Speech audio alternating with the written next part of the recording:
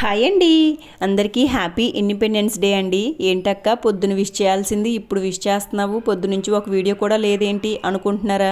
ఏం చెప్పనండి, video upload చేద్దామని ఫోన్ అయితే తీసానండి. ఓపెన్ చేశానో లేదో వచ్చిందండి మెసేజ్. మా వాడు స్కూల్ నుంచి అండి. ఈరోజు ఆగస్ట్ 15th హాలిడే, రేపు వరలక్ష్మి వ్రతం హాలిడే.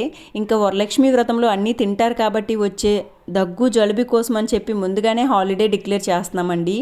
సండే సాటర్డే జనరల్గానే హాలిడే అండి అని చెప్పేసరికి నాకు ఒక నిమిషం ఏం చేయాలో అర్థం కాలేదండి.